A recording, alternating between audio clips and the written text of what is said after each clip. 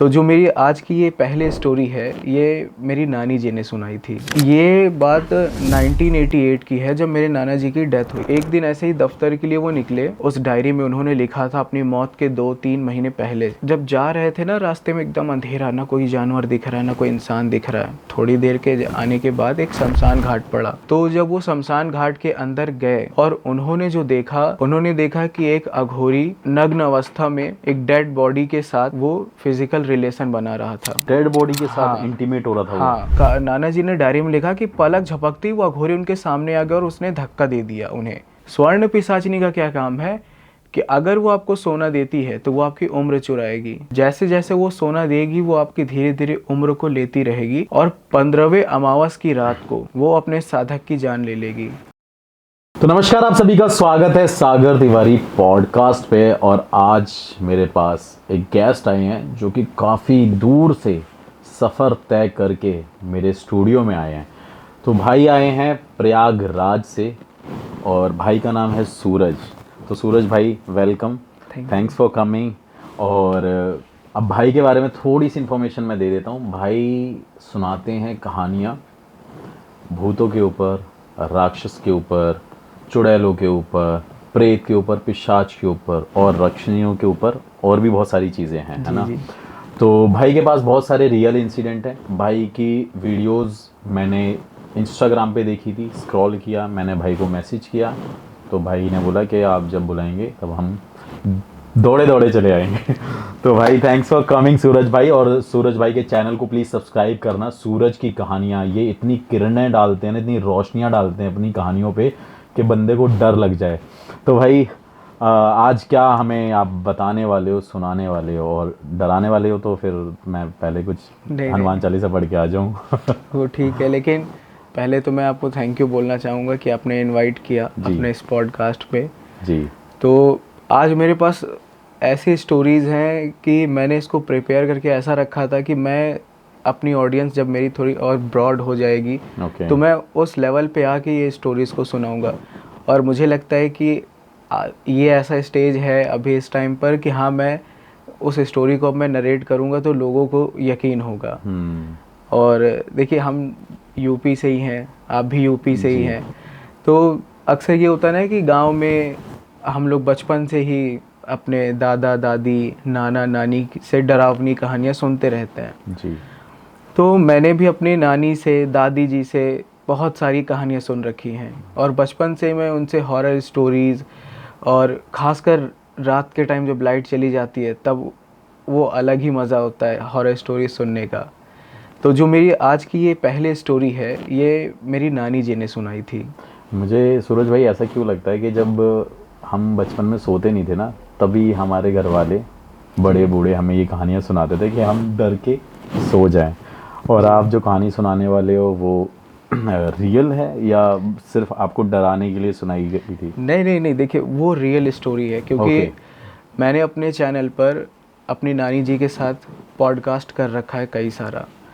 और उस दौरान अपनी नानी जी से मैंने, अब क्योंकि उनकी एज भी हो गई, वो 80+ है उनकी एज, मेरी नानी जी की, तो उन्हें ऐसे कई सारे ऐसे इंसिडेंट हैं। मेरी नानी गवर्नमेंट जॉब करती थी। तो उस दौरान उनके लाइफ में ऐसी पैरानॉर्मल चीज़ें हुई कि आप यकीन नहीं करोगे कि ऐसा भी किसी औरत के साथ हुआ और वो कैसे उन्होंने टैकल करके वो कैसे वहाँ से निकली। तो उस दौरान मतलब मेरी नानी जी के साथ, मेरे नाना के साथ हुआ। तो इसी दौरान जब मैं पॉडकास्ट शूट करने के पीछे मैं पहले पूछ रहा था उनसे कि आप नानी कौन सी स्टोरीज़ आप सुनाओगे, तो वो सोच रही थी, क्योंकि उन्हें याद दिलाना पड़ता है कि मौसी जी के साथ हुआ क्या, या मम्मी के साथ, या आपके साथ। तो उनके साथ जो जो हुआ वो मैंने अपने चैनल पे अपलोड किया था। तो मैंने अपने नाना जी के बारे में उनसे बोला कि ऐसा कुछ बताइए कि क्या नाना जी के साथ हुआ है कोई ऐसा इंसिडेंट। तो वो सुनकर वो थोड़ा सा ना सैड हो गई और कुछ देर खामोश थी। तो मैंने कहा क्या हुआ, तो उनकी आंख में थोड़ा आंसू आया और फिर उन्होंने बोला कि नाना जी के साथ जो इंसिडेंट हुआ था तो उसकी वजह से उनकी डेथ हो गई थी। ऐसा मतलब ख़तरनाक पैरानॉर्मल चीज़ उनके साथ हुआ। तो ये बात 1988 की है, जब मेरे नाना जी की डेथ हुई थी। और उस टाइम पर वो कोलकाता में गवर्नमेंट जॉब करते थे। नॉर्मल सा था उनका, जैसे बर्थ सर्टिफिकेट बनाना, डेथ सर्टिफिकेट, ऐसा कुछ। तो नानी ने बताया कि एक शाम ऐसे जब बारिश का मौसम था, वो अपने दफ्तर के लिए निकले थे, और पहले ही जैसे गांव में भी अभी भी होता है जो देसी साइकिल होती है, उसी से वो जाते थे। और उनकी एक आदत थी कि एक वो झोला लेकर चलते थे हमेशा अपने साइकिल के पीछे दबा कर केरियल पे। उसमें कुछ डॉक्यूमेंट्स और एक मोटी सी डायरी होती थी, लेदर के कवर से हमेशा वो कवर रहता था। लेकिन एक ये बात थी कि वो डायरी किसी को छूने नहीं देते थे। नाना के अलावा कोई भी उसे नहीं छूता था। क्यों ऐसा? अब उसमें होगा उनका, वो तो स्टोरी में आगे ही पता चलेगा कि ऐसा क्या था उसमें कि वो छूने क्यों नहीं दे रहे। और मेरे नाना की जो डेथ का एग्जैक्ट जो रीज़न था, उसी डायरी से मेरी नानी को पता चला। ऐसे किसी को नहीं पता चला। अब एक दिन ऐसे ही दफ्तर के लिए वो निकले, और करीब 1 से 1.5 घंटे के बाद मेरे नाना का ही कलीग आया घर पे नानी के पास, और बोला कि नाना जी का एक्सीडेंट हो गया, वो हॉस्पिटल में एडमिट है। नानी को मतलब सुन के ऐसा लगा कि यार, उनकी ऐसा लगा पूरी ज़िंदगी ही ऐसा, उनको यकीन ही नहीं हो रहा था कि भाई ये क्या बोल रहा है ये। फिर किसी तरीके जब वो हॉस्पिटल पहुँचे तो उनका देखा उन्होंने, तो डॉक्टर ने बताया कि काफ़ी सारा उनका खून बह गया है और बचने की उम्मीद कम है। तो उदास वो बैठी हुई थी, तो उन्होंने पूछा कि ये सब कैसे हो गया उनके कलीग से। तो उनके कलीग ने बताया कि जो मेरे नाना जी थे वो कई दिन मतलब कई महीनों से वो कुछ खोए खोए से रहते थे और किसी से कुछ भी नहीं बताते थे। और उनकी एक आदत थी कि दफ्तर आने के बाद दफ्तर के जस्ट सामने एक चाय की छोटी सी टपरी होती थी, रोड क्रॉस करके जाना पड़ता था। और उस टाइम पर उनका माइंड कहाँ पे था, क्या सोच रहे थे कि एक ट्रक वाले ने उनको टक्कर मार दी रोड क्रॉस करते टाइम, और काफ़ी सारा खून बहा। फिर जब ये सुना, नानी का दिमाग एकदम समझ में नहीं आ रहा। फिर डॉक्टर ने जब आके बताया कि अब उनकी डेथ हो चुकी है, वो नहीं रहे अब। और उस टाइम पर 5-6 बच्चे छोटे छोटे अकेले उनको संभालना, पीछे कोई ऐसा फैमिली मेम्बर भी नहीं था कि उनको सपोर्ट के लिए कुछ हेल्प कर सके। कुछ दिन जब हुआ उनका क्रियाक्रम होने के बाद, तो उनके कलीग्स ने सोचा कि यार चलो अब अकेले हैं लेडी, इनकी हेल्प हमें करनी चाहिए। तो उन्होंने मेरी नानी को उसी दफ्तर में एक जॉब दे दिया कि एक काउंटर से दूसरे काउंटर में फ़ाइल को इधर से उधर पहुंचाने का काम, इससे उनकी हेल्प भी हो जाएगी। तो जब वो पहले दिन काम पे गई तो उनके कलीग ने कहा कि ये नाना जी की ये अमानत है, आप इसको संभाल के रखिए। अब इसमें उन्होंने क्या क्या रखा है अब आप उसको देख लेना। नानी ने उसको लिया और वो घर आ गई, बच्चों को खाना पीना खिलाया और आंगन में बैठी हुई थी, उदास वही नाना जी के बारे में सोच रही थी। तो उन्हें अचानक से डायरी के बारे में ख्याल आया कि यार क्यों ना एक बार डायरी पढ़ के देखते हैं। मेरी नानी भी पढ़ी लिखी थी थोड़ी बहुत। तो उन्होंने जब वो डायरी ओपन किया तो उन्हें पता चला कि ये डायरी वो अपने शादी के पहले से ही लिखते आ रहे थे कि उनके साथ क्या क्या हो रहा है, क्या क्या इंसिडेंट हुआ, शादी के बाद क्या हुआ। जब हमने पूरी जीवनी लिख रखी थी उसमें। लेकिन उनको पढ़ते पढ़ते कई दिन बीत गए, लेकिन कुछ दिनों के बाद उनको एग्जैक्ट ये पता चला कि आखिर उनके डेथ का कारण क्या था। उस डायरी में उन्होंने लिखा था अपनी मौत के 2-3 महीने पहले कि आखिर हुआ क्या था उनके साथ। तो अब जो भी है वो अब इंसिडेंट में बताऊंगा कि हाँ उनकी डायरी में आखिर था क्या, जो मेरी नानी ने मुझे बताया। तो नाना जी डायरी में ये लिखते थे कि कुछ महीने पहले, 2-3 महीने पहले उनके दफ्तर में दीन दयाल नाम के एक आदमी का ट्रांसफ़र हुआ था। और कभी कभी हमारे साथ भी होता, आपके साथ भी ऐसा हुआ होगा कि किसी का नेचर ऐसा होता है ना कि हम, या फेस भी होता है, देख के पता चल जाता है ये इंसान बड़ा खड़ूस होगा, रूड होगा, जेलस जैसे रखता है एक दूसरे से, ईर्ष्यालु टाइप का। वो दीनदयाल ऐसा था दिखने में, और पहले ही दिन दफ्तर में आकर उसने कई लोगों से बहस कर लिया था। लेकिन वो मेरे नाना को बड़ा अजीब तरीके से देखता था। अब न जाने क्यों, कि उनकी पोस्ट उससे ऊपर थी या इसलिए शायद, तो उससे कोई भी बातचीत नहीं करता था, अकेले ही वो रहता था। कुछ दिनों के बाद मेरे नाना जी का प्रमोशन हो गया उनके ऑफिस में। तो अचानक से दीनदयाल का जो बिहेवियर था नाना जी को लेकर, वो अचानक चेंज हो गया। वो उनसे फ्रेंडशिप करने के लिए उनके पास आगे पीछे भटकने लगा। नाना जी को भी लगा कि भाई होता है, किसी किसी का नेचर अकेलेपन से भी वो हो जाता है, चिड़चिड़ा सा हो जाता है। तो उन्होंने कहा कि ठीक है। अब बातचीत करते करते दोनों की दोस्ती बढ़ गई। नानी बताती थी कि दीनदयाल का उनके घर पे आना जाना बहुत ज़्यादा हो गया था, और नाना जी भी उसके घर पे आना जाना, मतलब दोनों की दोस्ती अच्छी हो गई थी। ओके। अब इसके बाद क्या हुआ कि एक दिन नाना ने कहा कि नानी से कि ऐसा है कि आज मैं दीनदयाल के घर पे जाऊंगा, तो लेट हो जाएगा, तो तुम खा पी कर बच्चों को खिला पिला कर सो जाना। नानी ने कहा ठीक है भाई, क्योंकि उनके लिए नॉर्मल था ये चीज़। अब उस रात जब दफ्तर से आने के बाद वो सीधा उसके जब घर गए, तो बातचीत करते करते 11 बज गया। नाना ने कहा यार टाइम का तो पता ही नहीं चला भाई, अब मुझे बहुत लेट हो रहा है। उन्होंने बोला अरे भाई तू परेशान मत हो, एक शॉर्टकट रास्ता है, मैं वहाँ से तुम्हें छोड़ देता हूँ। नाना ने अच्छा। साइकिल उठाई, और उस शॉर्टकट रास्ते से नाना कभी भी नहीं गुजरे थे। और उस टाइम पर ऐसा था ना कि पेड़ पौधे घने जंगल ये सब ज़्यादा होते थे। वो जब जा रहे थे ना, रास्ते में एकदम अंधेरा, ना कोई जानवर दिख रहा है ना कोई इंसान दिख रहा है। थोड़ी देर के आने के बाद एक शमशान घाट पड़ा, और उसने दीनदयाल ने कहा कि भाई 1 मिनट रुकना, मैं टॉयलेट करके आता हूँ। वो टॉयलेट करने के लिए गया। नाना उधर ही वेट कर रहे थे। 5 मिनट हो गया, 10 मिनट हो गया, आधे घंटे हो गए, लेकिन वो आया नहीं। अच्छा। नाना ने कहा यार ये मुझे अकेले छोड़ के कहाँ चला गया। तभी उन्हें शमशान घाट से कुछ अजीब सी आवाज़ आई। नाना को लगा कि यार ये आवाज़ कहाँ से आ रही है, और उनको उस टाइम भूत प्रेत पे यकीन भी नहीं था कि कि शमशान घाट पे जाने के बाद या शमशान घाट के अंदर क्या हो सकता है। तो जब वो शमशान घाट के अंदर गए और उन्होंने जो देखा, मतलब उनको ऐसा लगा कि यार ये मेरे सामने हो क्या रहा है। उन्होंने देखा कि एक अघोरी बिल्कुल नग्न अवस्था में एक डेड बॉडी के साथ वो फिजिकल रिलेशन बना रहा था। किसके साथ, कैसे कैसे?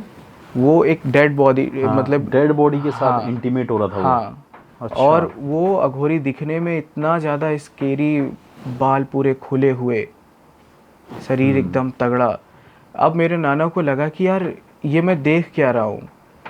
अब उनका माइंड ये बोल रहा है कि भाई चल यहाँ से भाग, निकल निकल, लेकिन उनकी बॉडी साथ उनका दे ही नहीं रही थी। वो एक दर पे खड़े हुए, बस वो देखे ही जा रहे। और बोलते हैं ना कि जब हमारी किस्मत ख़राब होती है तो फिर भाई कहीं से कुछ भी हो जाता है। बिल्कुल। अब उस टाइम मेरे नाना की भी किस्मत समझ लिए ख़राब ही थी। अचानक उस अघोरी की नज़र मेरे नाना पे पड़ गई। अच्छा। वो अघोरी देख के एकदम गुस्से में लाल। और जहाँ तक मुझे पता है कि जो ये 100 साधना होती है, उस अच्छा। टाइम वो वही कर रहे थे। और अब मैं गलत हो सकता हूँ या नहीं, बट मुझे जहाँ तक नॉलेज है कि अघोरियों का ये एक लास्ट स्टेज टाइप का होता है कि 100 साधना करने के बाद उनकी जो शक्तियाँ होती हैं शायद वो पावरफुल हो जाती हैं, मेरे अकॉर्डिंग जितना मुझे नॉलेज है। तो ये हो सकता है कि हाँ वो 100 साधना कर रहे थे और उसी बीच उन्होंने इंटरप्ट कर दिया, जिसकी वजह से वो और गुस्सा हो गुस्से गए। में आ गए होंगे। अब वो सीधा आए और उन्होंने बीच एकदम फोरहेड पे अंगूठा रखा और कुछ बोलने लगे। और बस किसके रखा है, अपने या नहीं, नाना जी? नाना के सर पे अच्छा। आकर उन्होंने अंगूठे से बीचों बीच ऐसे रखा फोरहेड पे, और कुछ बड़बड़ाने लगे। और फिर बोला कि देख मेरा श्राप कभी खाली नहीं जाएगा, तेरी ज़िंदगी अब जहन्नुम बन जाएगी, तूने मेरी साधना बर्बाद कर दी है। अच्छा। नाना जी को समझ नहीं आया कि आखिर ये बोल क्या रहे हैं। अब वो तो मतलब उनको अचानक उनका सर भारी भारी लगने लगा, और वो तुरंत उन्होंने शमशान घाट से बाहर निकले और साइकिल उठा के तुरंत अपने घर की तरफ भाग गए। और वो जो उनके फ्रेंड थे वो आए ही नहीं, आए गायब ही हो गए। उस अच्छा। दिन के बाद से वो दिखे ही नहीं कभी। अच्छा, उसके बाद से दिखे ही नहीं हैं? दिखे। लेकिन ओह। अभी आपको आगे पता चलेगा कि आखिर वो दीनदयाल आखिर था कौन और ओके। क्या क्या हुआ। उसके बाद क्या हुआ कि जब नाना घर पहुंचे तो एकदम पसीने से लथपथ थे। नानी ने पूछा कि क्या हुआ, लेकिन उन्होंने कुछ नहीं बोला। उनका एक अलग रूम होता था नाना जी का, वो रूम में गए और दरवाज़ा अंदर से बंद कर लिया। नानी को लगा कि यार क्या बात है। उन्होंने कहा चलो हम सुबह ही पूछ लेंगे। नाश्ता करते टाइम जब नानी ने पूछा तो उन्होंने कुछ जवाब नहीं दिया और वो दफ्तर चले गए। वो डायरी में लिखते थे और कि 2-3 दिनों तक तो सब कुछ ठीक था, लेकिन उनको रोज़ सपने में वही अघोरी उसी डेड बॉडी के साथ इंटीमेट होता हुआ दिखता था और बस यही बात बोलता था कि देखना मेरा श्राप खाली नहीं जाएगा, तू बचेगा नहीं। ओके। अब धीरे धीरे ऐसा होने लगा ना कि उनका जो माइंड था वो एकदम डिस्टर्ब होने लगा। जो कभी गुस्सा नहीं करते थे बच्चों पे, कभी नानी पे हाथ नहीं उठाया, वह बच्चों पे गुस्सा करने लगे, नानी को हाथ उठा के मारने लगे। नानी को भी बड़ा अजीब लगा कि यार शादी के इतने साल हो गए लेकिन आज तक कभी ऐसा नहीं हुआ, तो ये बिहेवियर कैसे इनका चेंज हो गया। और एक बात मैं पहले ही बता दूं कि जो मेरे नाना थे वो बीच बीच में ना जैसे मेंटली डिस्टर्ब हो जाते थे। अच्छा, ये अघोरी के बाद ही होता है? हाँ, ये अघोरी के बाद ही हुआ है। वो अब मतलब उनको ना जब ऐसा लगता था कि वो अपनी बॉडी के अंदर बैठ के देख रहे हैं और उनकी बॉडी कोई और ही कंट्रोल कर रहा है। मतलब वो देख रहे हैं कि हाँ मैं किसी को मार रहा हूँ या मैं कुछ कर रहा हूँ, लेकिन वो कुछ कर नहीं पा रहे। उनको लग रहा है बस मैं बैठ के बस देख रहा हूँ। और फिर जब वो उनको होश आता था तो वो डायरी में लिखते थे। जैसे एक इंट्रोवर्ट टाइप का एक इंसान होता है कि वो चाहे अपनी जितनी भी ऐसी फीलिंग्स हैं कि बता देते हैं कि यार ऐसा ऐसा दिक्कत है यार मेरी लाइफ में, लेकिन वो ऐसे नहीं थे। वो नानी से भी शेयर नहीं करते थे और वो डायरी में लिखते थे, उनको उससे सुकून मिलता था। तो वो डायरी काफ़ी मोटी थी और वो उसी में लिख के रखते थे। एक दिन क्या हुआ कि उन्होंने डायरी में लिखा कि रात के वक्त जब वो सो रहे थे, बारिश का मौसम था और अचानक जिस रूम पे वो छत था, मतलब जो छत है उस पे ऐसा लग रहा है कोई पैर पटक रहा है ज़ोर ज़ोर से। ओके। और उस टाइम पर नाना जहाँ पे रहते थे वो इलाका ऐसा था कि पेड़ पौधे ज़्यादा थे, घर कम थे। कोलकाता में सरकारी क्वार्टर बने हाँ हुए उस हाँ टाइम पे बस जो मिलते थे, जी छोटे जी मोटे। जी हाँ, उसी टाइप का। ठीक है। अब उन्होंने सोचा कि यार हो सकता है कोई चोर हो, क्योंकि बच्चे भी छोटे छोटे थे, उनका भी ध्यान रखना होता था। तो वो बाहर गए, हाथ में एक लाठी लिया और छाता लेके छत पे गए। छत पे जाने के बाद आप यकीन नहीं करोगे भैया कि उन्होंने क्या देखा कि उन वही छत पे वही सीन जो शमशान घाट पे उन्होंने देखा, वो सीन छत पे चल रहा है। क्या अघोरी वहाँ पे भी छत पे इंटीमेट हो रहा है? हाँ डेड बॉडी के साथ। हाँ। और अब नाना इतना डर चुके थे, वो बस एक ही बात कह रहे कि मैंने कुछ नहीं देखा, मुझे छोड़ दो, मुझे कुछ मत करना, मैंने कुछ भी नहीं देखा है। अब वो अघोरी सुनने वाला कहाँ था। उन्होंने नाना जी ने डायरी में लिखा कि पलक झपकती वो अघोरी उनके सामने आ गया और उसने धक्का दे दिया उन्हें। सीढ़ी से वो सीधा नीचे गिरे। तो नानी ने जब आवाज़ सुनी कि यार ये आवाज़ कहाँ से आ रही, तो बाहर जब उन्होंने निकल के देखा तो नाना जी के सर पे थोड़ी चोट आई थी और वो सीढ़ियों पे गिरे हुए थे। किसी तरीके उन्होंने उठाया उनको, उनके रूम पे ले गए। दूसरे दिन जब उनसे पूछा गया तो कह रहा है कि यार मुझे क्या पता मैं कैसे गिर गया सीढ़ी से, मुझे तो कुछ पता ही नहीं चल रहा, ना ही उन्हें पिछली रात का कुछ बात याद था। अच्छा, कुछ भी याद नहीं रहता था। मतलब यही तो नानी भी बताती थी कि तुम्हारे नाना कुछ भी उल्टा सीधा ऐसा काम कर देते थे, लेकिन जब उनसे पूछो तो बस उनके पास एक ही जवाब होता था, मैंने किया ही नहीं, मुझे पता ही नहीं, मुझे याद ही नहीं। और ये सब उसके बाद से ही हो हाँ, रहा था। उसके बाद से। और वो हमेशा यही कहते थे कि उनके माइंड में ना बस वही चल रहा है कि तू अपने आप को मार दे, बच्चों को मार दे, मेरा श्राप खाली नहीं जाएगा, तू जिंदा नहीं बचेगा। मतलब उनके माइंड में हर टाइम यही चीज़ चलता रहता। तो उन्होंने डायरी में भी ये जिक्र किया। अब नानी को पता नहीं क्या हुआ कि क्या उन्होंने कई डॉक्टर से भी इलाज करवाया, लेकिन सब कुछ नॉर्मल होता था। नाना भी गुस्से में बोलते थे क्या तूने मुझे पागल समझ रखा है क्या कि डॉक्टर से मेरा इलाज करवा रही हो। तो उस टाइम नानी ने भी कुछ नहीं बोला। फिर अब नाना जी हमेशा जो उनके अंदर जो डर था उससे वो उभरना चाहते थे। उन्होंने लिख रखा था बाकायदा पूरा डिटेल में कि मैं उस चीज़ से उभरना चाहता था, निकलना चाहता था कि यार मेरी वजह से मेरे बीवी बच्चे सब परेशान हो रहे हैं। तो क्या हुआ कि एक शाम उन्होंने सोचा कि यार मुझे आज ना बच्चों को बाज़ार ले जाना चाहिए घुमाने के लिए। सब छोटे छोटे थे और एक मेरी सबसे छोटी मौसी है, वो बल्लभगढ़ में रहती हैं। सबसे छोटी वही थी और वो गोद में थी। तो नानी को लगा कि चलो यार अब थोड़ा अच्छे हो रहे होंगे तो बच्चों को ले जा रहे घुमाने के लिए। वो भी खुश थे, लेके गए बाज़ार में। फिर शाम तक आए जब वो लोग अपना वापस, तो देखा कि सभी बच्चे आ गए, लेकिन मेरे नाना और वो छोटी मौसी जो उनके गोद में थी वो नहीं आए थे। बच्चों से पूछा गया कि बाबा किधर हैं। उन्होंने कहा कि माँ बाबा तो साथ में ही थे। तो अब नानी को तो लग ही रहा था कि नाना भाई कई दिनों से अजीब हरकतें कर रहे हैं, कहीं कुछ और गड़बड़ ना हो गई हो। उन्होंने क्या किया, जैसे ही नाना को ढूंढने के लिए वो बाहर निकली, उन्होंने देखा कि वो खाली हाथ आ रहा है और उन्होंने कहा कि छोटी बेटी किधर है, नानी ने कहा। तो उन्होंने कहा मुझे क्या पता भाई, तुम घर पे रहती हो, बच्चों का देखभाल तुम करती हो, मुझे क्या पता, सभी बच्चे तो आ ही गए हैं। तो उन्होंने कहा कि आपको क्या हो गया, आप क्यों इस तरीके की हरकत कर रहे हैं, आपने हम लोगों का मतलब ऐसा लाइफ कर दिया है कि समझ में ही नहीं आ रहा है। नानी वहाँ से दौड़ते हुए बाज़ार की तरफ गई, काफ़ी ढूंढा मौसी को, लेकिन वो नहीं मिली कहीं पे भी। फिर उनकी एक फ्रेंड थी, सब्जी लगाती थी बाज़ार में, तो उससे पूछा कि आपने मेरे पति को देखा क्या, मेरी छोटी बेटी को उन्होंने हाथ में ले रखा था। उन्होंने बोला कि वो बाज़ार के बाहर जो जंगल का रास्ता है, वो छोटी बेटी को लेके उधर ही जा रहे थे और सभी बच्चों को उन्होंने कहा कि जाओ तुम लोग घर जाओ। अब वो नानी इतना सुनती तो वो अब उनके दिमाग में बहुत सारी निगेटिव चीज़ें चलने लगी कि यार मेरी बेटी कैसी होगी कैसे नहीं। तो वो भागते हुए जब जंगल की तरफ गई तो एक बड़ा सा कुआं था, पूरा काई वाई लग गया, पूरा फंगस, मतलब बंद था वो कुआं, और उसी के जस्ट बगल में एक मोटा सा पेड़ था, पुराना पेड़, जिसकी टहनी उसी कुएं के पास लटक रही थी। अच्छा। उन्होंने क्या देखा कि मेरी जो छोटी वाली मौसी है वो उल्टा उसी पेड़ पे किसी ने उनको बांध के उधर ही लटका दिया है, उसी कुएं पे। अगर थोड़ा सा भी देर होता है टहनी टूट जाती तो सीधा वो कुएं में गिर जाती। मतलब ये रियल बात है कि ये अपने नाना रियल ने स्टोरी मौसी है, को टांग टांग दिया टहनी था वहाँ पे। ओहो। जब मैंने सुना, अभी मेरी नानी ने ऐसा ऐसा किस्सा सुनाया ना कि उनके ससुर का भी ऐसा स्टोरी है कि उनको पूरी तरीके से जैसे लेप्रोसी बोलते हैं ना, कोढ़, ऐसा हो गया था कि जिस खाट पे वो सोते थे उनकी पीठ की पूरी स्किन उस खाट पे चपक जाती थी जब वो उठते थे। ऐसा ऐसा स्टोरी उन्होंने सुना रखा है।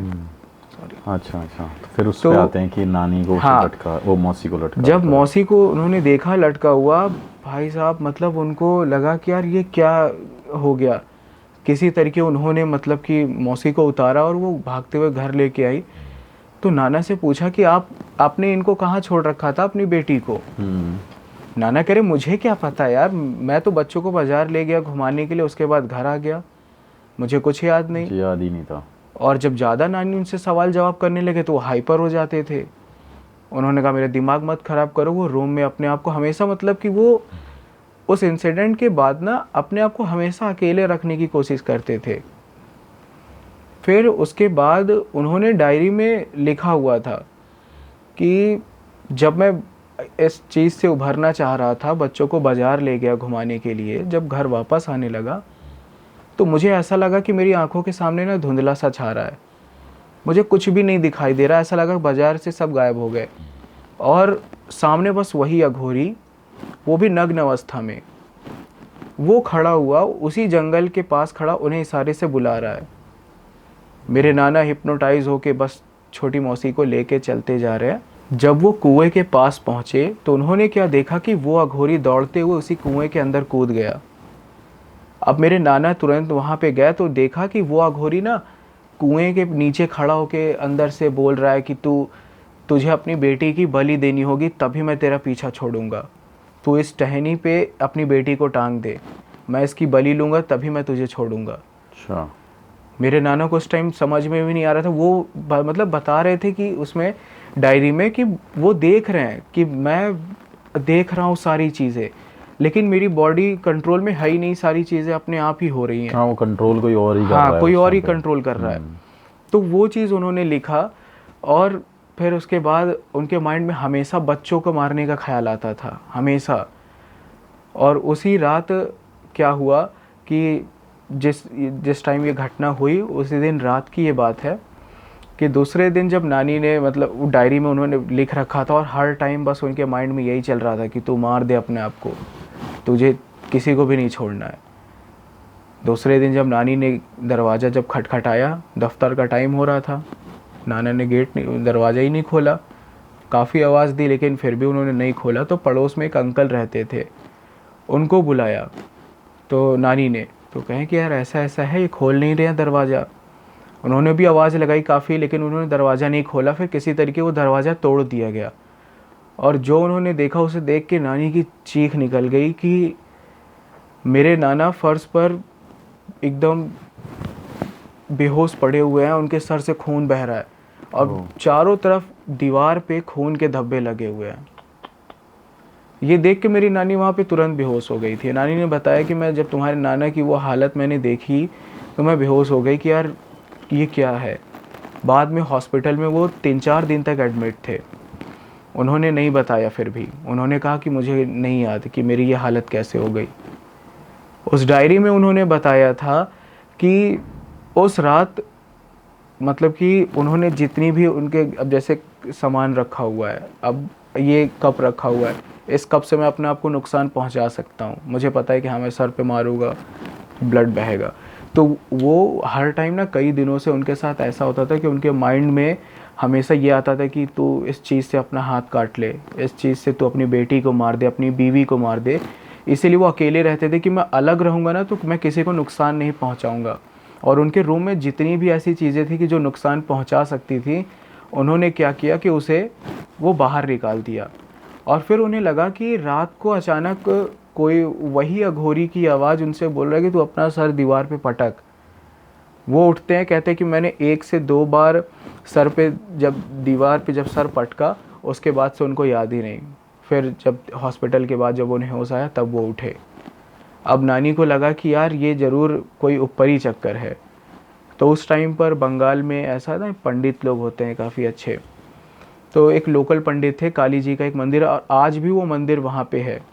अभी मैं 2-3 साल पहले ही गया था नानी के साथ। पे मंदिर है? ये नॉर्मल छोटा सा मंदिर है वहाँ आसनसोल में। आसनसोल, हाँ, कोलकाता के पहले पड़ता आसनसोल, धनबाद, फिर आसनसोल। तो वहाँ पे एक जगह है बोगड़ा चट्टी, ओके, रानी चांदा, रानीगंज के तौर पहले ही है पड़ता है वो। तो वहाँ पे एक छोटी सी मंदिर, हम लोग जब बहुत छोटे थे तब से वो मंदिर हमने देखा था। और मेरी नानी की पेंशन की वजह कुछ प्रॉब्लम आ गई थी तो मैं उनको वो सॉर्ट आउट कराने के लिए वहाँ गया था। तो वो मंदिर आज भी उधर ही है। तो वो वहाँ के एक पुजारी थे, उनको बुलाया गया और उसके बाद उन्होंने बोला कि आपके पति के ऊपर ज़रूर कोई ऊपरी चक्कर है, आप एक काम करो कि आप बाहर वेट करो, मैं डोर बंद करके उनका इलाज करता हूँ। थोड़ी देर के बाद कुछ अजीब सी आवाज़ आने लगी, चीखने चिल्लाने की, और उसके बाद वो अघोरी, वो जो पंडित जी थे जो, वो डर कर भाग गए। मतलब पंडित जी भाग गए। उनकी हालत इतनी खराब, सर पे चोट, गले पे निशान और चेहरे पे, गाल पे हाथों के थप्पड़ के निशान। वो वहाँ से तुरंत डर के भाग गए। नानी ने देखा कि वो अभी भी बेहोश पड़े हुए हैं। उन्हें समझ ही नहीं आ रहा था कि यार ये हो क्या रहा है। अब उसी बात, जब रात को जब उनको होश आया तो उन्होंने डायरी में लिखा था कि जब वो पंडित आया तो उनको ऐसा लगा कि वो अघोरी उनके पास आ रहा है और वो मंत्र पढ़ रहे हैं उनको बचाने के लिए। उनको ऐसा बस ये लग रहा है कि वो बड़बड़ा रहा है कि अब तू जिंदा नहीं बचेगा, अब तेरा आखिरी समय आ गया, अब मैं तुझे मौत के घाट उतार दूंगा। नाना जी भी गुस्से में आ गए कि तूने मेरी ज़िंदगी जहन्नुम बना दिया, मैं तुझे छोड़ूंगा नहीं। तो वो आपस में लड़ाई झगड़ा होने लगा। तो बाद में जब वो पंडित किसी तरह अपने आप को छुड़ा के भागा तो उन्हें लगा कि अब मैं नहीं बचूंगा या फिर ऐसा। तो जब लास्ट के जब कुछ पन्ने बचे डायरी के तो उन्होंने बताया कि उसी रात उन्होंने लिखा कि अब मुझे नहीं लगता कि अब मेरे अंदर इतनी हिम्मत है कि अब मैं बच पाऊंगा या नहीं। क्योंकि एक होता है ना कि इंसान की एक लिमिट होती है, चाहे जितना भी हिम्मत वाला क्यों ना हो, लेकिन एक ऐसा स्टेज आ जाता है जब उसकी हिम्मत टूट जाती है। उस टाइम पर नाना जी की भी हिम्मत ऐसी टूट गई थी कि उन्होंने डायरी में बस कुछ ही लाइन लिखा कि या तो ऐसी सुबह हो कि सब कुछ ठीक हो जाए मैं उठूँ तो, या फिर ऐसी रात हो कि मैं अगर सोऊं तो फिर कभी उठूँ ही ना। क्योंकि मैं अपने इस हरकत से परेशान हो चुका हूँ। मेरे बीवी बच्चे बहुत अजीब नज़रों से मुझे देखते हैं। और उनकी मौत के ठीक एक दिन पहले उन्होंने ये डायरी लिख रखा था। और दूसरे दिन वो दफ्तर गए एकदम गुमसुम से, सारी चीज़ें वो लेके गए झोले में। बाद में पता चला कि उनका एक्सीडेंट हो गया और उनकी डेथ हो गई। नानी ने लास्ट में यही बोला कि बेटा, अगर तुम्हारे नाना ने थोड़ा सा भी उस अघोरी के बारे में जिक्र किया होता तो मैं कुछ भी करके उनके हाथ पैर पकड़ के रो गिड़गिड़ा के मैं उनसे ज़रूर कुछ ना कुछ इसका निवारण तो निकलवा ही लेती। लेकिन अब उस टाइम वो इतने मेंटली डिस्टर्ब थे कि क्या कि उन्होंने बताया ही नहीं। और उसके बाद से दीनदयाल भी कभी नहीं आया। बाद में पता चला कि उसने अपना ट्रांसफ़र कहीं और ही ले लिया। अब रीज़न ये नहीं उनको समझ में आ रहा कि आखिर उसने ऐसा क्या किया, कि आखिर अगर शमशान में वो उसको कैसे पता चला कि अघोरी यहाँ पे साधना कर रहा है और वो भाग गया वहाँ से, क्या दुश्मनी थी कुछ पता नहीं चला। मतलब एक रहस्य ही बन के रह गया। प्लस ये भी कि आखिर उस अघोरी ने क्या श्राप दिया था, उस डायरी में भी जिक्र नहीं था। बस ये था कि उन्हें श्राप मिला था। अब किस चीज़ का श्राप मिला नहीं पता चला। डायरी आपने देखी वैसे? डायरी वो मतलब उनके जब बच्चे बड़े बड़े होने लगे, उनका भी ट्रांसफ़र हो गया। मेरी नानी असल में जो दफ्तर में काम करती थी वहाँ पे काम किया। उसके बाद उन्होंने बताया कि कुछ ऐसे होते हैं कि अब देखिए बताने वाली चीज़ नहीं है, लेकिन फिर भी उनको भी बताना, जब उन्होंने खुल के बताया तो मुझे क्या दिक्कत है। उन्होंने बताया कि जब कोई लेडी है, अगर वो जवानी में ही अगर वो विधवा हो जाती है तो कई सारे ऐसे होते हैं ना मेल की, हाँ। उसको ऐसा गुलाम बनाना या फिर उसको अपने अंडर में करना, कंट्रोल करना। ऐसा उन्होंने बोला कि कई ऐसे थे। और मेरी नानी खूबसूरत लगती भी थी। उन्होंने अपना वोटर आईडी कार्ड उनके पास रखा हुआ दिखाया, जैसे पहले के पुराने ज़माने की हीरोइन होती थी 80s की, ऐसा लगता था। तो उस टाइम पर बोले ना कि 2-3 लोग, कई तो शादीशुदा आदमी भी उनसे बोलते थे कि चलो मैं तुम्हारा ख्याल रखूँगा। हाँ, लेकिन मेरी नानी हमेशा ये रखती थी कि मैं सिर्फ मतलब नाना से ही प्यार करती थी और वो किसी और के बारे में नहीं सोच सकती थी। हाँ, जी। और उस टाइम वो इतना वो भी डिस्टर्ब हो गई थी इन सारी हरकतों से। मोहल्ले वाले लोग बोलने लगे थे, अरे ये औरत ऐसी है वैसी है। तो उसी चक्कर में उनका जब कहीं और जब वो रूम पे गई तो वो डायरी इधर ही उधर उनका वो हो गया। लेकिन उनको ये सबसे बड़ी बात ये कि इतनी एज होने के बाद भी उनको ये सारी चीज़ें याद थी। बिल्कुल, जो कि डिटेल में उन्होंने ये बताया। समाज जीने नहीं देता जब किसी के साथ ऐसी कोई घटना घटती है ना। बाकी भाई मैं इस अघोरी वाले श्राप को बहुत मानता हूँ, क्योंकि मुझे भी एक टाइम पे किसी अघोरी ने इतना डिस्टर्ब कर दिया था, इतना परेशान कर दिया था कि कहीं ना कहीं मिलती जुलती ही कहानी है कि मैंने अपने आप को रूम में बंद कर लिया। मैं कुछ और सोचता नहीं था, एग्रेशन, कुछ अच्छा ना लगना, हमेशा परेशान रहना जी, या ऐसे सुसाइडल थॉट्स भी आना, ट्रस्ट मी। बट फिर मैंने अपने गुरुजी से कंसल्ट किया। बस ये था कि मैंने उनसे कंसल्ट किया और सोचो मैंने उनको बताया भी नहीं। मैं गया, उन्होंने बोला कि ये सब हो रखा है और उन्होंने बोला कि तूने अघोरी के पेट पे लात मार दी। मैंने तो कुछ नहीं किया। तो मैंने तो कोई एक ऐसे फेक अघोरी था, वो ऐसे कर रहा था। कह रहा वो फेक नहीं था, वो कर फेक रहा था लेकिन वो फेक नहीं था। तो मैंने पेट पे लात कैसे मारी? कह रहा किसी का काम जो इंसान उससे कमा रहा है, अगर आप उसके काम के बारे में या उसको गलत एक मैसेज दे रहे हो तो उसके पास वो लोग गए नहीं, क्योंकि कहीं ना कहीं वो फेमस है। अगर तुम गूगल पे भी डालोगे ना मोस्ट फेमस अघोरी, या वही एक बंदा आता है। तो उसने बोला कि उसने फिर ये चीज़ तुम्हारे ऊपर कर दी। तो इनके श्राप, हालांकि अघोर का मतलब ऐसा नहीं है कि वो हमेशा कोई बैड कैरेक्टर के होते हैं। जी जी, वो हमेशा अच्छे होंगे, कभी किसी के बारे में गलत नहीं करेंगे, क्योंकि वो एक ऐसे होते हैं कि जिसको दुनिया ठुकरा देती है। जो चीज़ उनके लिए ना कुछ अच्छा है ना बुरा है जी, ना कुछ खुशबू है ना बदबू है, समझ रहे हो? तो वो सब करते हैं। अघोर मतलब जिसमें कोई घोर नहीं है बेसिकली, जिसका मतलब ही यही है।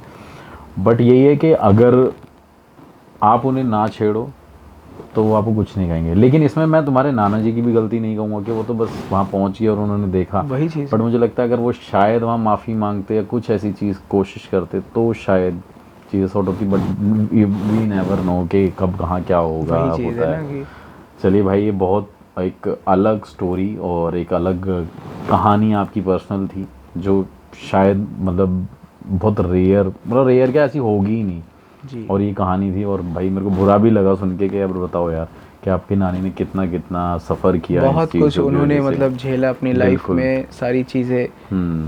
5-6 बच्चों को अकेले संभालना। हाँ बिल्कुल। फिर सब बड़े होने के बाद सबकी शादी कराना, सबसे बड़ा चैलेंज तो यही होता है। और ख़ासकर अब देखिए मेरे नानी के 6 बच्चे, जिसमें से 5 सिर्फ लड़कियां और सिर्फ 1 लड़का। कितना मुश्किल होगा लड़कियों के लिए। आज सभी उन्होंने जहाँ जहाँ भी शादी की है, दिल्ली में ही 3 मौसी मेरी हैं और एक पंजाब में, एक मौसी की तो डेथ हो गई थी। ओके। एक मेरी मम्मी है और ऐसे मतलब कि उनकी लड़कियां थी और एक मेरे मामा, वो भी। लेकिन ऐसा है ना कि अक्सर मामा शकुनी मामा ही होते हैं। तो वही हाल है मेरे मामा का भी। वो भी आसनसोल में ही रहते हैं। अच्छा, तो अभी तो इस टाइम नानी मेरे साथ ही रहती हैं अभी? अच्छा, वो हैं अभी जिंदा हाँ हैं? मेरे साथ रहती अरे हैं। वाह, कितनी उम्र है अभी उनकी? बताए ना 80 प्लस है 80 उनका। प्लस ही है। ओके। मतलब उन्होंने मतलब मुझे बताया था कि जो इंदिरा गांधी थी उस टाइम पर वो फर्स्ट बनी थी वहाँ पे प्राइम मिनिस्टर, तब उनकी 3 साल की बेटी थी, उनको इतना याद है। और उनकी शादी कम ही एज में हो गई थी। हाँ, पहले बताती के कि ज़माने 10 में साल की जब वो थी। अच्छा, 10 साल की उम्र में शादी? हाँ, और मेरे नाना 17-18 साल के थे। तभी 6 बच्चे हो रखे थे वो। तो हाँ, कि क्योंकि लंबा स्ट्रेच नहीं और हो। बताते थे कि हाँ अक्सर वो हमेशा पहले स्टार्टिंग में नाना नानी को दूर ही रखते थे वो, बचपन से ही। छोटी सी ज़्यादा मेरी हाँ, नानी वो की हाइट पुराने नहीं है। कल्चर के हिसाब से चलते थे। नहीं नहीं, ठीक है, ठीक वैसा है। है। नहीं नहीं सूरज भाई, बहुत अच्छी कहानी और बहुत रियल एक्सपीरियंस बातें, बहुत अच्छा लगा भाई। और आगे और क्या है ऐसी बातें और ऐसी कहानियाँ आप पे? वैसे तो मेरे को तो यही कहानी इतनी बड़ी और इतनी अच्छी लगी कि मैं मतलब कहानी करके आप मैं रिलेट कर सकता हूँ ना कि अब एक फैमिली की बात आ गई। तो और क्या भाई, नई कहानियाँ नई बातें हैं जो जी, आप सुनाना चाहेंगे? एक और है रियल स्टोरी। जी। और ये मेरी दादी ने सुनाया था, लेकिन ओके 2015 में उनकी डेथ हो गई थी। ओके। और मेरे जो दादाजी थे उनका भी लमसम उसी टाइम पे उनका भी डेथ हो गया था। तो इस टाइम जो हमारे घर में जो बुज़ुर्ग हैं वो अभी सिर्फ मेरी नानी है। और भगवान की कृपा से, उनके आशीर्वाद से ये है कि सब कुछ अच्छा है। क्योंकि देखिए पेरेंट्स हो गए और जो बड़े बुजुर्ग होते हैं हमारे लिए वही भगवान है, कि उनसे बढ़ के कोई है ही नहीं। अगर उनको कोई खुश नहीं रखेगा तो अपनी लाइफ में वो कभी सक्सेस पा ही नहीं सकता। मंदिर जाके भी कुछ नहीं कर पाओगे। कुछ नहीं कर सकते। बोलते हैं ना कि घर में है भूखी माँ और बाहर बच्चे लंगर लगा रहे हैं, भंडारे करा रहे हैं, तो क्या फायदा? जो असली माँ है तुम्हारी वो तो बेचारी भूखी घर में रो रही है। तो ऐसा है। प्लस आज की जो स्टोरी दूसरी है ये रियल है। और जैसे कि पता है मेरा नाम सूरज वर्मा है और जो सोनार की फैमिली होती है मैं उससे बिलोंग करता हूँ, जो ज्वेलरी का काम करते हैं। बिल्कुल बिल्कुल। तो मेरे जो दादा दादी थे साथ में ज्वेलरी का काम करते थे। और उस टाइम पर वो कानपुर में थे, प्रयागराज में वो बाद में आके शिफ्ट हुए, बट वो उस टाइम कानपुर के एक छोटे से कस्बे में रहते थे। और ये करीब 2011 या 12 की बात है। और उस टाइम पर एक आर्टिकल भी न्यूज़ में था कि जो जितने भी सोनार हैं बिना ताला तोड़े, मतलब कि कोई भी ना तो शटर खुल रहा है, ना ताला टूट रहा है, ना लॉक टूट रहा है, ना कोई सामान इधर से उधर हो रहा है, बट सोना जितना है सब चोरी हो जा रहा है।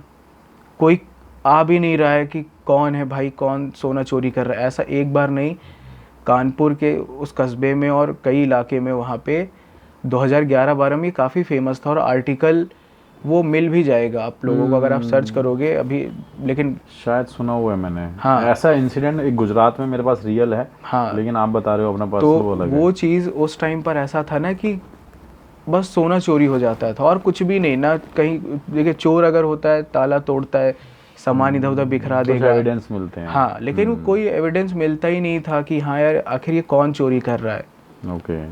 वहाँ के जो बुजुर्ग लोग थे, मेरी दादी बताती कि उस टाइम पर कि ऐसा बहुत पहले भी हुआ था, बहुत पहले। फिर इसके कई सालों के बाद ये 2011 में हुआ कानपुर में। तो वहाँ के बुजुर्ग लोग बताते थे कि ये कोई ऐसे एंटिटी है, ऊपरी चक्कर है जिसका नाम स्वर्ण पिशाचिनी है और ये वही एक ऐसा काम कर रही है। तो अब ये चीज़ मैंने अपनी नानी से पूछा था, बाद में मैंने यूट्यूब पे भी इसके बारे में सर्च किया, बट यूट्यूब पे मुझे मिला नहीं। आप सर्च करोगे स्वर्ण पिशाचिनी तो कर्ण पिशाचिनी आएगा। तो कर्ण पिशाचिनी, रक्त पिशाचिनी, इसके बारे में लोग जानते हैं, लेकिन बहुत कम ही होंगे जो स्वर्ण पिशाचिनी के बारे में जानते हैं। स्वर्ण पिशाचिनी क्या है इसका मतलब?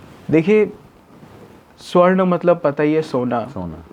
तो ऐसी फीमेल एंटिटी जो कि ये तामसिक होती है और इसको तामसिक साधना करके ही इसे सिद्ध किया जाता है। ये ऐसी फीमेल एंटिटी होती है कि जिसको साधक अगर इसको सिद्ध करना चाहे तो इसको 3 रूप में सिद्ध कर सकता है।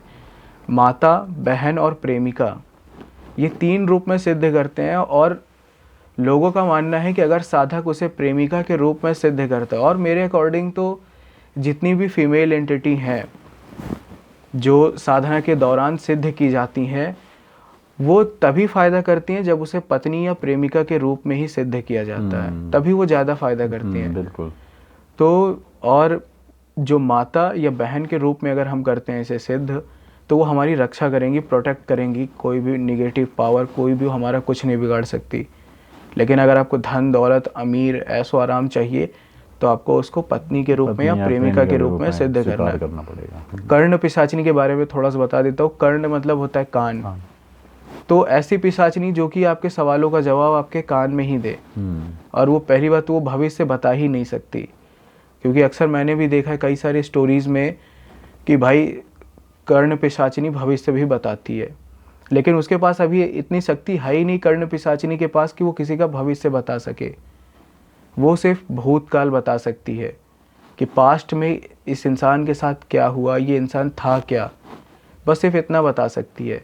रक्त पिशाचिनी जो खून पे जिंदा रहती है, उसको बलि चढ़ानी पड़ती है खून के लिए, तो वो सारी चीज़ें। तो उस टाइम पर मेरी दादी ने बताया कि दिवालन और स्वर्ण पिशाचिनी उस टाइम पर बहुत ज़्यादा फेमस था उस इलाके में। दिवालन के बारे में अगर नहीं पता तो दिवालन के बारे में जैसे लोग बोलते हैं ना, अरे भाई तेरा तो दिवाला निकल गया, बोलते ना, तो दिवालन वर्ड भी उसी से ही रिलेट करता है। और कहीं ना कहीं स्वर्ण पिशाचिनी और दिवालन का रोल एक ही है। ओके। बट फ़र्क क्या है, सबसे बड़ा फ़र्क कि दिवालन क्या करती है कि वो कुछ भी सामान चुरा के लाएगी, पैसा सोना चांदी हीरा मोती कुछ भी, बदले में उसको कुछ ही महीने के लिए उसके पास 6 महीने तक आप उसे रख सकते हो दिवालन को। 6 महीने के अगर बाद तक अगर आप उसे रखते हो तो फिर वो अपने साधक का ही नुकसान करना स्टार्ट कर देगी। अच्छा, ये भी सिद्ध करने पड़ता है? हाँ, ये भी सिद्ध करना पड़ता है। और अक्सर ये भी होता है कि दिवालन एक दिन में सिद्ध हो जाती है, 21 दिन, और ज़्यादातर ऑड नंबर पे जैसे 11, 21, 41। कभी आपने ट्राई किया है? नहीं सब मैंने ट्राई नहीं किया। बट हाँ, एक चीज़ है कि मैंने एक वीडियो देखा था यूट्यूब पे कि जो कर्ण पिशाचिनी होती है वो कभी भी, मतलब साधक कोई इंसान उसके अंदर इतनी हैसियत है ही नहीं कि वो अपने से जाके करे। कर्ण पिशाचिनी उसे स्वयं चुनती है कि ये इंसान मुझे सिद्ध करे। उसके बारे में ना माइंड में कर्ण पिशाचिनी के बारे में उसे दिन भर चलता ही रहेगा। अच्छा। और उस टाइम पर कर्ण पिशाचिनी के बारे में नया मैं उसे जाना था कि आखिर ये होता क्या। उस टाइम पर मेरे दिमाग में हर टाइम कर्ण पिशाचिनी भाई इतनी कर्ण पिशाचिनी के बारे में उस टाइम मैं बहुत ज़्यादा सर्च कर रहा था। ऐसा तो नहीं आपके लिए ये मैसेज था कि आप भी सिद्ध करो इसको? पता नहीं, लेकिन मैंने अब मेरे चैनल पे कर्ण पिशाचिनी की सबसे ज़्यादा स्टोरी मिलेगी जो फीमेल एंटिटी है। ओके। क्योंकि वो मेरी फेवरेट है, मतलब कि एक तरीके से। मैं तो कह ही रहा हूँ यार, आपकी फेवरेट है तो आपको सिद्ध कर देनी चाहिए जिससे आप अपना आगे का फ्यूचर सिक्योर कर लो। नहीं, हालत ख़राब कर देगी वो बाद में। कर्ण पिशाचिनी इतनी डेंजर होती है कि पूछिए मत। वो तो है कि बट उस टाइम पर फिर मैं कुल देवता के पास गया, मम्मी पापा से बताया, तो फिर उसके बाद से फिर नहीं आया। क्योंकि देखिए कहीं ना कहीं हम उसे सिद्ध तो कर लेंगे लेकिन फिर बाद में हमारी लाइफ ख़राब कर देगी वो। तो टॉपिक पे आते हैं। तो ये था ऐसा। तो उस टाइम पर अब देखिए दिवालन, और मैं उसके बारे में बता रहा था कि दिवालन वो कुछ भी वो साधक के लिए ला कर देगी, लेकिन स्वर्ण पिशाचिनी सिर्फ वो सोना ला कर देगी। ओके। और दूसरा जो सबसे बड़ा डिफरेंस है कि दिवालन को बस 6 महीने के लिए आप उसको रखो, वो साधक से कुछ नहीं मांगेगी, बस 6 महीने तक उसको रखो और उसको आज़ाद कर दो। स्वर्ण पिशाचिनी का क्या काम है कि अगर वो आपको सोना देती है तो वो आपकी उम्र चुराएगी। जैसे जैसे वो सोना देगी वो आपकी धीरे धीरे उम्र को लेती रहेगी, और 15वें अमावस की रात को वो अपने साधक की जान ले लेगी अगर आप उसे प्रेमिका के रूप में सिद्ध करते हैं तो। अच्छा। माता बहन में करेंगे तो वो नुकसान नहीं पहुंचाएगी, और फिर वो आपको उस हिसाब से हेल्प भी नहीं कर पाएगी कि आपको सोना ला के देगी नहीं, आप अमीर हो ही नहीं पाओगे। बस वो आपको प्रोटेक्ट करेगी। तो भाई प्रोटेक्ट करने का फ़ायदा ही क्या जब मेरे पास पैसे ही नहीं है। राइट। तो इसलिए ज़्यादातर लोग प्रेमिका के रूप में उसे सिद्ध करते हैं। और ये चीज़ें आज भी हैं, करते हैं लोग? हाँ करते हैं, मुझे तो यकीन है, क्योंकि देखिए मैं 3 साल से अपने चैनल पे वर्क कर रहा हूँ और ऐसे ऐसे स्टोरीज़ मैंने खुद भी लिखी है जिसका जो बेस होता है वो रियल होता है, लेकिन लोगों को ना मिर्च मसाला टाइप का स्टोरी पसंद होता है। लेकिन मैं यही कहूँगा लोगों से कि जो रियल स्टोरीज़ होती हैं वो इतनी क्रीपी और स्केरी नहीं होती हैं, लेकिन लोगों को एंटरटेन करने के लिए बस उसमें मिक्सअप कर देते हैं कि हाँ भाई अरे ऐसा ऐसा हुआ, लेकिन रियलिटी में कभी ऐसा नहीं होता कि भूत पिशाच इतने ज़्यादा हावी हो के वो करते हैं।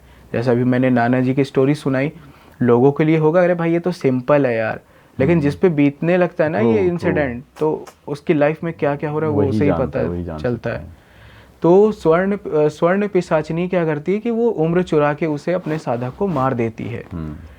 तो मेरी दादी ने बताया था ये इंसिडेंट कि उस टाइम पर उस कस्बे में जब मेरे दादा दादी सोनारी का काम करते थे साथ में, और उस टाइम एज भी थी दोनों की, ज़्यादा ही एज थी, और जिस कस्बे में थे आस पड़ोस में और भी सोनारी के दुकान थे, सोनार की दुकान थी, तो कंपटीशन भी ज़्यादा होता था। लेकिन मेरे दादाजी वो सदैव हनुमान जी की पूजा करते थे, सदैव। उन्हें उनके कुल देवता के बारे में नहीं पता था कि उनके कुल देवता कौन है, बट वो हनुमान जी पे ट्रस्ट करते थे, तो उन्हें कोई भी नुकसान नहीं होता था। और ऐसा कई सारा इंसिडेंट भी था, दादी ने बताया कि रास्ते में जैसे वो सोना उन्हें लेके जा रहे रात के टाइम, तो कुछ गुंडे उंडे भी आ जाते थे, वो हनुमान जी को याद करते थे। पता नहीं ऐसा क्या होता था कि कोई ना कोई बैलगाड़ी आ गई, कोई या कुछ ऐसा आ जाता था कि उनकी हेल्प हो ही जाती थी रात के अकेले एकदम सन्नाटे में। तो वो हनुमान जी की ही कृपा थी, मेरे साथ भी कई बार ऐसा हो चुका है। तो अब उन्होंने बताया कि बाद में ना कुछ दिनों के बाद पता चला कि उस कस्बे में चोरी होने लगी, कि लोगों के लॉक भी नहीं टूट रहे और सोना उनके गायब हो रहा है। एक दो तीन दुकानों में हुआ। तो उन्होंने कहा कि यार ये गड़बड़ क्या है भाई, ताला भी नहीं टूट रहा है किसी का और सोना भी चोरी हो रहा है। तो वो घबरा के जब अपना उन्होंने शॉप ओपन किया तो देखा कि सब कुछ सही था। और मेरे दादा की एक आदत थी कि वो दादी से हर एक छोटी बात वो शेयर करते थे। क्यों? क्योंकि मेरी दादी ऐसी थी कि वो मेरे दादा को हर एक चीज़ का एक सॉल्यूशन बताती थी।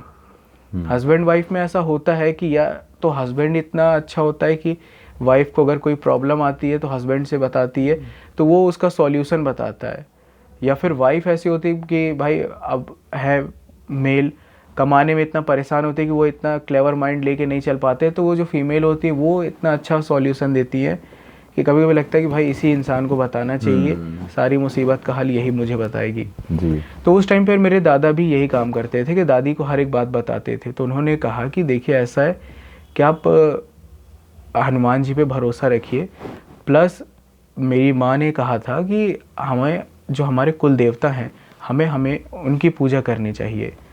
कुल देवता एज हमारे पेरेंट्स की तरीके होते हैं, जो हमारे गार्जियन होते हैं। अगर हम अपने गार्जियन को ही नहीं पूछेंगे तो वो तो नाराज़ तो होंगे ही।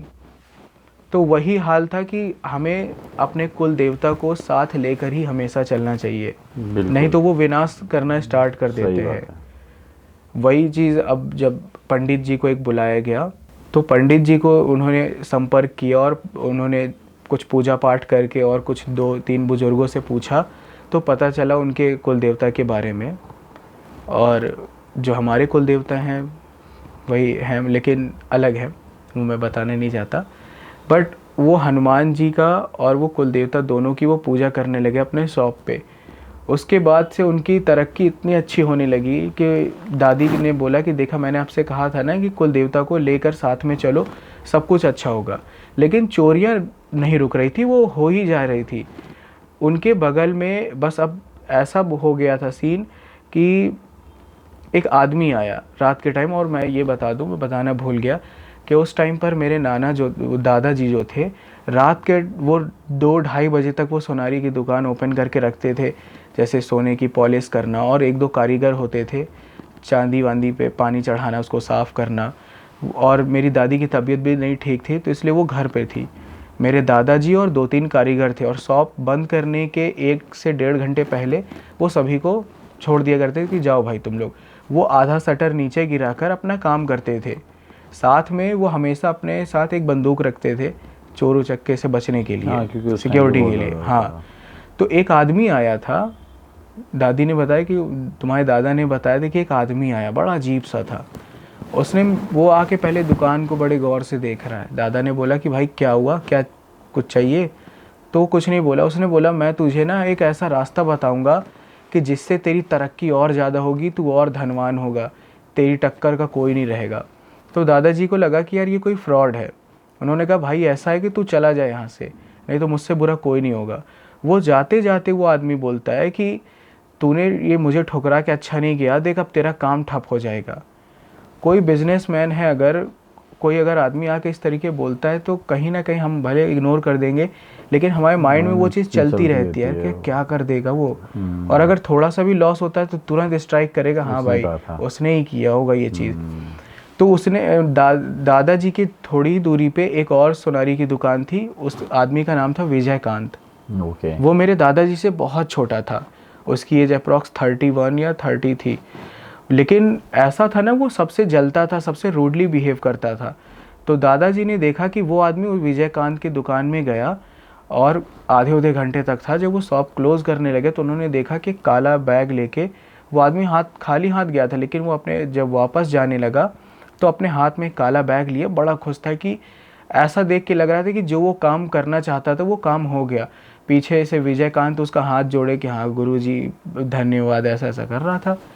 दादा ने ये बात इग्नोर कर दिया और दादी को बताया। तो दादी ने कहा भाई आप अपने काम से काम रखो, फालतू की चीज़ों पे मत रखो, ठीक है? आपको जो तरक्की मिल रही है वो धीरे धीरे ही मिलेगा। एक साथ अगर आप चाहोगे कि सीढ़ी पे मैं एक बार में चढ़ जाऊँ तो ऐसा कभी नहीं होगा, अब गिर भी सकते हो। तो उन्होंने कहा ठीक है, कोई प्रॉब्लम नहीं। उसके बाद अब ऐसा उस कस्बे में कोई दुकान नहीं बची जहाँ चोरी नहीं हुई, सिर्फ मेरे दादाजी की और विजयकांत की दुकान। और लोगों ने ये चीज़ नोटिस किया कि जैसे जैसे चोरियां हो रही हैं, विजयकांत की दुकान जो है वो बड़ी होती जा रही है, वो अपने व्यापार को और फैला रहा है।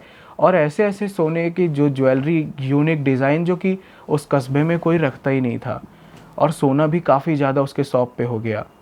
लोग बोल रहे भाई हम लोगों का चोरी हो रहा है, इसका क्यों नहीं चोरी हो रहा? और मेरे दादाजी का भी। लेकिन मेरे दादाजी का नेचर बहुत अच्छा था, सभी लोगों से घुल मिल के रहना, और विजयकांत के बारे में सब जानते थे। तो उन्होंने दादाजी पे शक नहीं किया। उन्होंने कहा नहीं यार, इंसान तो अच्छा है, वो कैसे कर सकता है।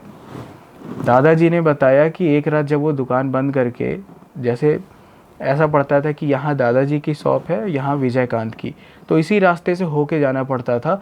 तो वो शटर जब बंद करके जा रहे थे तो उन्होंने ना एक आवाज़ सुनी विजयकांत की दुकान से कि वो हंस रहा है और कोई एक औरत भी हंस रही है। तो उन्होंने शटर के पास कान लगाया कि भाई आखिर ये है कौन, इसकी तो शादी हो गई है, इसकी बीवी तो घर पे है, ये फिर इतनी रात को किसके साथ बात कर रहा है। उन्हें थोड़ा थोड़ा शक हो रहा था कि इस चोरी के पीछे कहीं विजयकांत का हाथ तो नहीं, लेकिन उनके पास सबूत नहीं था। वो शटर के पास चुपके से कान लगा के सुनते हैं। तो विजयकांत बस उस औरत से यही बोलता है कि तुम्हारा बहुत बहुत धन्यवाद, कि तुम्हारी वजह से आज मैं इतना बड़ा व्यापारी बन रहा हूँ, और तुम इसी तरीके मुझे बस सोना ला कर दिया करो, तुम्हें जो भी होगा मैं तुम्हें संतुष्ट करूँगा, जो कुछ भी है मैं वो सारी चीज़ें करूँगा। और दादाजी ने जब ये चीज़ सुना तो उन्हें लगा कि यार ये किससे बोल रहा है। फिर थोड़ी देर के बाद दोनों शांत हो गए। तो उनको ऐसा लगा कि शायद उनको भनक लग गई है कि कोई बाहर है। तो वो तुरंत वहाँ से भागे, और घर आने के बाद उन्होंने दादी जी से बताया। तो उन्होंने बोला कि आप उससे दूर रहो, वो पता नहीं क्या ऐसा है कर रहा है, भाई जादू कर रहा है कि क्या कर रहा है, लेकिन आप हाथ जोड़ रही हूँ कि आप इस मामले से दूर रहो। उसके बाद क्या हुआ ना कि अक्सर वो आराम से अपना बैठा रहता था सीना चौड़ा करके, और वो हट्टा कट्टा दिखने में, बाल एकदम काले घने, और मतलब कि ऐसा यंग एकदम लगता था। लेकिन जैसे जैसे वक्त बीत रहा था ना, कई महीनों 2-3 महीने हो गए, 3-4 महीने, धीरे धीरे करते करते एक दिन क्या हुआ कि वो चाय पी रहे थे मेरे दादाजी बैठ के, और वो विजयकांत एकदम बढ़िया अपनी शॉप के सामने एकदम सीना चौड़ा करके खड़ा, कि अरे भाई मेरे से ज़्यादा तो अमीर कोई है ही नहीं अब। और उस टाइम उन्होंने नोटिस किया कि उसकी जो बॉडी है ना वो धीरे धीरे डल हो रही है, बाल उसके पक रहे हैं। उन्होंने कहा कि यार ये तो 30 का है और इतना ज़्यादा ये बूढ़ा क्यों दिख रहा है। फिर उसके बाद उन्होंने इस बात को इग्नोर कर दिया। फिर चाय की दुकान, वो अंदर चला गया, चाय की दुकान पे और भी सुनार आके बैठे, बातचीत कर रहे, भाई हम लोग तो उस टाइम पर पुलिस भी इतनी ज़्यादा परेशान हो गई थी ढूंढ ढूंढ के कि कौन चोरी कर रहा है, लेकिन किसी को नहीं पता चलता था। लोग अपनी दुकान से सोना उठा के घर पे रखते थे, लेकिन उनका घर भी सिक्योर नहीं होता था। लोग बाहर अंदर से दरवाज़ा बंद करके सो रहे हैं, लेकिन बिना दरवाज़ा खुले ऐसा कोई जाने का रास्ता भी नहीं, खिड़की उड़की, कि अंदर चोर जाके निकाल सके सोना। लेकिन पता नहीं कैसे ये आर्टिकल है ना भाई, ये आर्टिकल मिलेगा, आप सर्च करोगे तो आपको मिलेगा। ठीक है। उस टाइम पर ऐसा था कि घर से ही चोरी हो जाए। अब लोगों को परेशान, पुलिस भी परेशान, ऊपर से भी प्रेशर पड़ रहा है कि भाई चोर को पकड़ो, कौन है ये। तो मेरे दादा ने क्या किया, जब वो लोगों का जैसे है बैठे हुए हम लोग बातचीत करें, यार भाई ऐसा यार दिक्कत हो रहा है यार, क्या किया जाए, कोई सॉल्यूशन बताओ।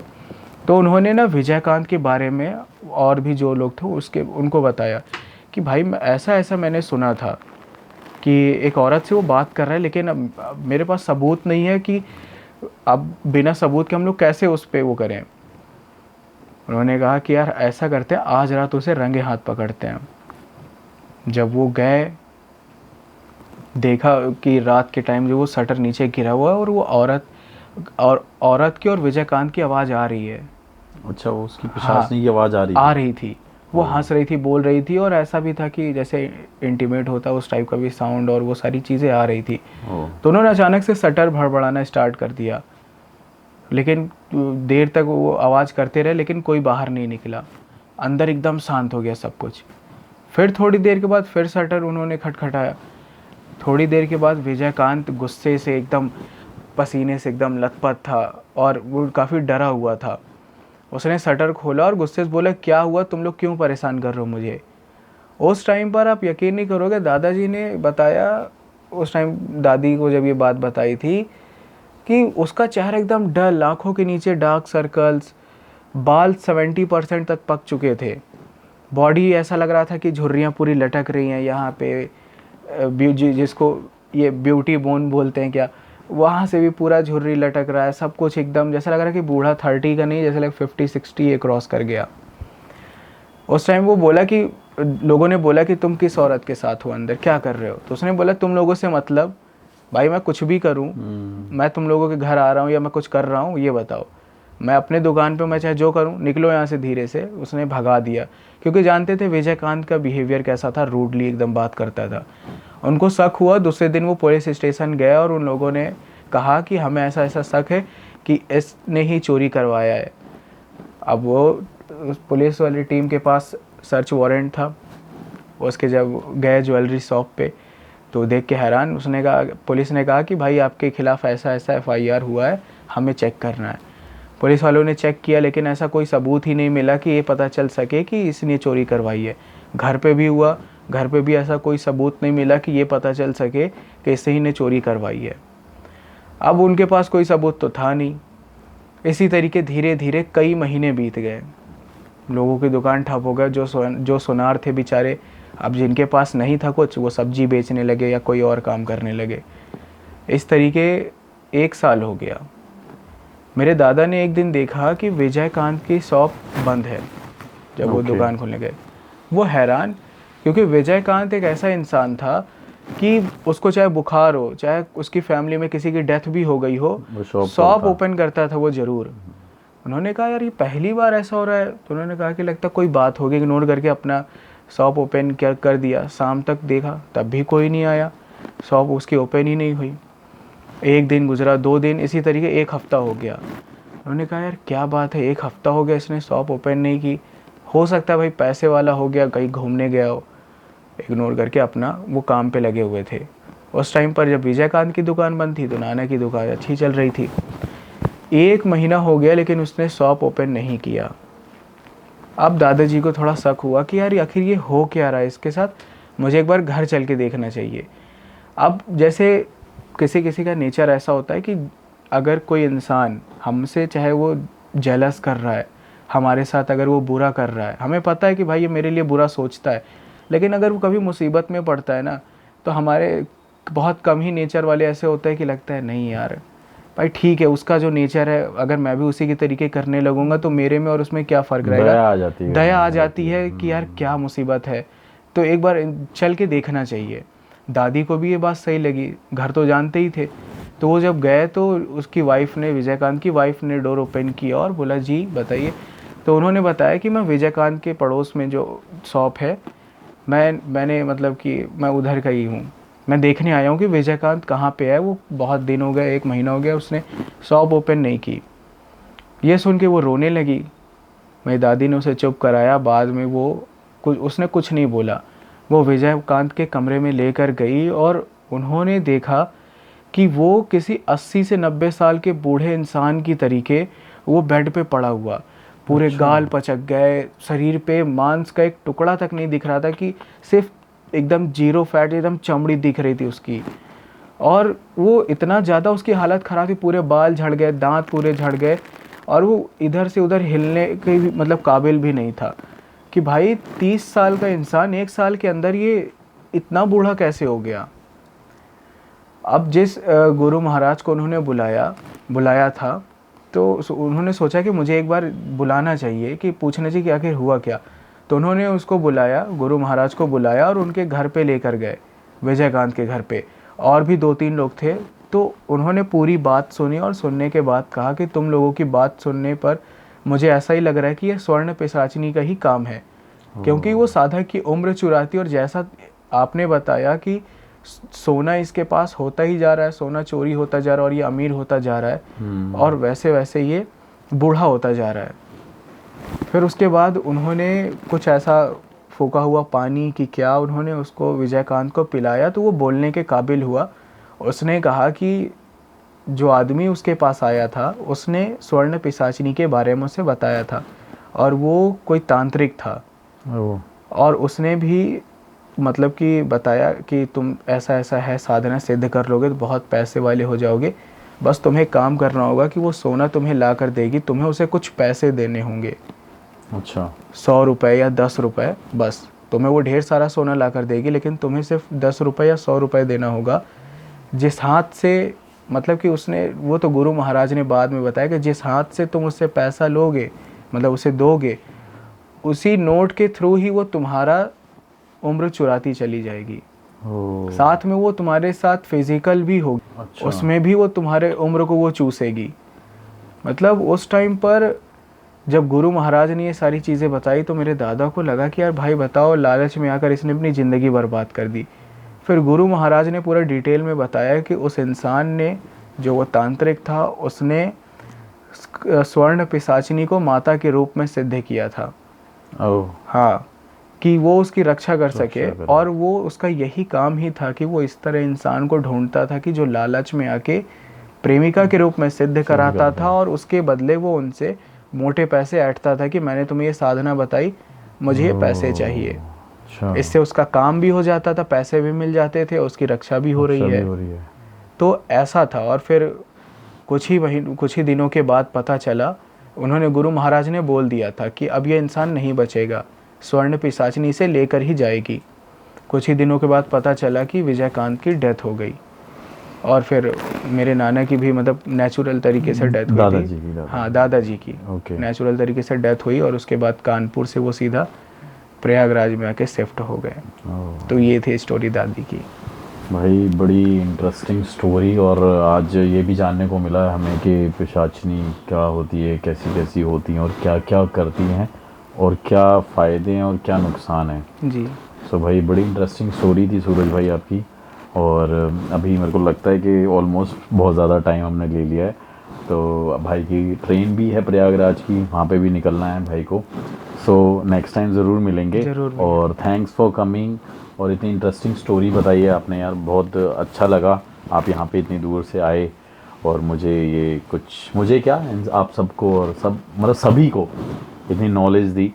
और उम्मीद करेंगे फिर से आप यहाँ पे आएँ और फिर से कुछ नई स्टोरी लेके आएँ। लेकिन ये तो आपकी दोनों रियल, और बचपन में कहते थे ना, नानी ने सुनाई, दादी ने सुनाई। हाँ। तो स्टोरी आज आपने दादी की, दादा की और नानी की सुना दी। इसीलिए ये मैं सोच के आया था कि जो व्यूअर्स है, जो देखेंगे, वो रिलेट कर पाएंगे, क्योंकि बचपन में उन्होंने भी दादा दादी नाना ने स्टोरी सुनाया होगा।